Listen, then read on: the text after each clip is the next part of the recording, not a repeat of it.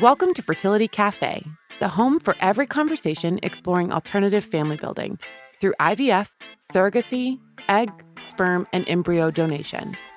Our host, Eloise Drain, alternates episodes between educational shows covering specific topics and guest narratives for further insight.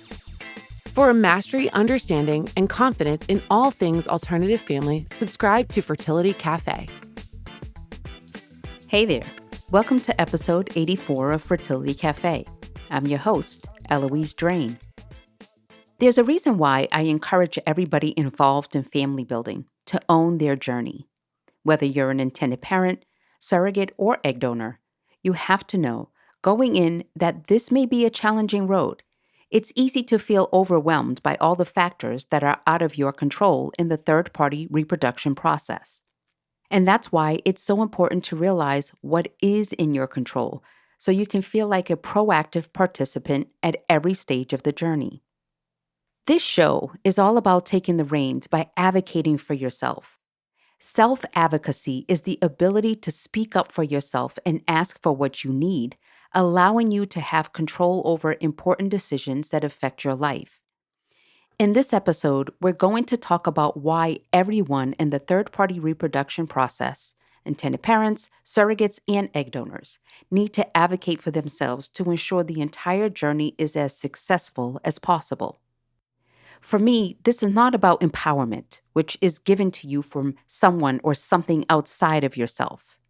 This is about you claiming ownership of your experience and your journey and doing everything you can to be your own advocate. So let's get into it. First, I want to start by exploring one of the most important pieces of how you can advocate for yourself in your family building journey, and that is by working with people who are invested in your success. If you're an intended parent beginning your fertility journey and you're exploring which doctor or clinic to work with, find somebody who is genuinely engaged in your progress and provides the level of care you expect and deserve. Don't stick with someone out of a false sense of loyalty if you feel your needs are not being met. Your time and your care are the most important thing, so if you feel it's not a match for you, keep researching doctors and clinics until you feel you found the one that can accommodate your needs. If you're interested in becoming a surrogate, self-advocate by choosing an agency that is invested in your success. Your body is your own. So you don't want to enter into a situation where you feel commodified or taken advantage of in any way. Your voice matters, and the right agency will give you the respect, treatment, and compensation that you deserve for doing something so incredibly impactful for another person or couple. As a surrogate, you maintain full body autonomy. In any clinic, doctor's office, or hospital, you should expect to be treated as the sole decision maker over your body. And though you need to accommodate the intended parent's wishes, you should not feel like you're compromised in any way. Similarly, as an egg donor, you want to work with a reputable agency that treats you as a human, not an object. This is an intimate experience for you, and you should feel comfortable during every step of your journey. Finding the right provider as an intended parent, or in the case of surrogates and egg donors, the right agency to work with, is the first hurdle to clear in self-advocacy. Communicating effectively and navigating the process is the next hurdle. A lot of people, women especially, don't feel like it's their place to challenge their doctor. It can be stressful when someone in the medical profession tells you something that doesn't sit right with you. You think to yourself, well, they're the accredited doctor. Who am I to push back? It's intimidating. You assume they know better than you do. But I can say you can and should challenge your doctor. One of the most important ways to advocate for yourself is to be invested in your own care and not be afraid to push back or ask questions when there is a diagnosis or treatment plan you don't understand or agree with. It is your duty to yourself to ask questions, vocalize any concerns you might have, and educate yourself by doing your own research. Because here's the thing you need to get clear on. The medical profession's opinion doesn't have to be the final say in your situation. In terms of communicating effectively, You should go in having done some research as to what the process entails and speak about what you need. Come into any meeting armed with questions. As a surrogate, before you commit to carrying a child for someone, advocate for yourself by making sure you discuss all medical ramifications, and of course, be sure your health and your legal rights are all outlined in your contract.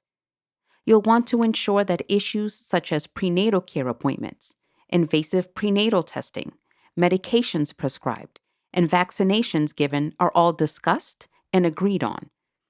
If there is something being requested of you that is outside the scope of your agreement that you're not comfortable with, you need to speak up. Above all else, you must feel safe and have every assurance that you are in capable hands and you are getting the best care possible throughout your pregnancy. The next step for anyone proactively in charge of their journey is to confirm expectations with their practice. If you're a new patient at a clinic, inquire about their communication methods and expect a turnaround time for updates or test results. This will enable you to understand the appropriate way to contact the clinic's team and have a clear expectation of timing. For example, if you are aware that you will receive a phone call after 3 p.m. following a blood draw, it can help to alleviate some anxiety. Always remember that no one knows your body better than you do. If you are unsure about something, ask questions. And don't worry if your question seems basic or obvious. In your fertility journey, so much is out of your control, but you advocating for yourself with your medical team is a concrete way you can have some control. Voicing your concerns as an egg donor means making sure your agency is completely upfront and transparent with you about the process. Once matched, you can ask whether this is a confirmed match or whether the intended parents are still looking at other egg donors. Make sure you get the whole story so you're not just being put on hold. You should not feel manipulated in any way, so speak up for yourself. If you have blackout dates, for example, a family event that you want to attend, make sure it's important to communicate the times you will and will not be available for medical procedures related to your egg donation. Remember that your time is just as important as anyone else's time. This should feel like an equal partnership and should not feel like you bending over backward to accommodate everyone else's time. However, with that said, you need to remember your commitment and responsibility to this process. Another way to self-advocate is to tell your provider what you need. Write questions and concerns down so you won't forget what you want to bring up. And if you're feeling a little out of sorts and not in a good place to absorb information, give yourself a little break. You're dealing with a lot, and you may sometimes feel overwhelmed or distracted during a consultation. After all, you're only human. When that happens, it's okay to ask for clarification or request that the information be presented in a different way. You could say something like, "I'm sorry, I'm finding it hard to concentrate right now. Can you please provide the information in writing so I can review it later?" By speaking up, you can ensure that you receive the information you need, which makes for a better relationship with your provider. If you don't advocate for yourself, the doctor will probably assume that you absorbed and understood everything. This very simple communication can really go a long way toward putting you and your provider on a more level playing field. All parties should speak up about their needs to make sure that accommodations and considerations are being made and that whatever contract they enter into, it's an equal relationship. Another powerful way to self-advocate is to seek support and create community. A family building journey can often be stressful and isolating. It doesn't help that the same people you might normally turn to for support, like your family and friends, have stressed you out with a barrage of questions and comments. Though they have the best of intentions, their working knowledge of infertility may be based on a sitcom or a sensational news piece they read. You might feel like you're walking this path alone, but you have to realize there are so many people out there you can connect with. Organizations like Resolve have excellent local peer support groups you can check out. By joining one of these groups, you can connect with others who can offer you support and guidance in your third-party reproduction experience. This is just another example of how you can take care of your needs. Surrogates, of course, need to advocate for emotional support as well, whether it's your partner, your family, or Facebook group. Know that there are people who care that you can connect with to alleviate some of the stress or anxiety you might be experiencing. Advocating for yourself can also look like getting support from a fertility counselor. Fertility counselors work with all parties involved. In order to minimize risks and maximize the positive outcome, fertility counselors provide valuable and thoughtful guidance and education and assist in clarifying and exploring roles, expectations, and potential outcomes. Family building can be a stressful and alienating journey. Therefore, it's so important to get support, whether this be leaning on family and friends, support groups, a fertility counselor, or a therapist. You're not the first person to walk this path, and there is definitely strength in numbers. Another really important piece of advice for self-advocacy is don't ignore your intuition.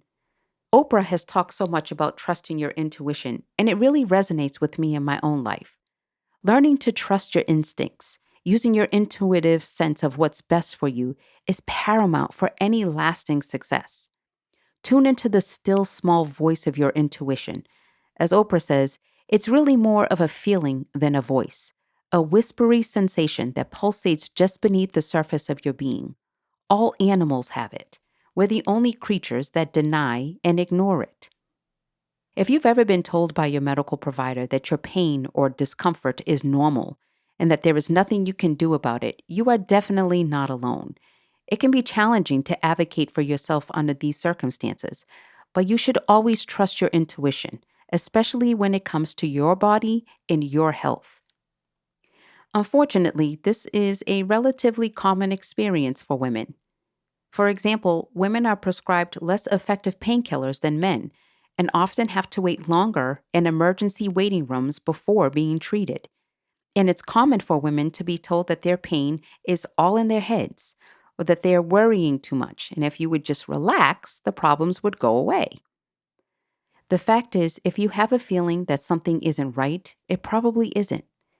After all, we know our own bodies and minds best, and we can often sense the early signs that something is off in our lives.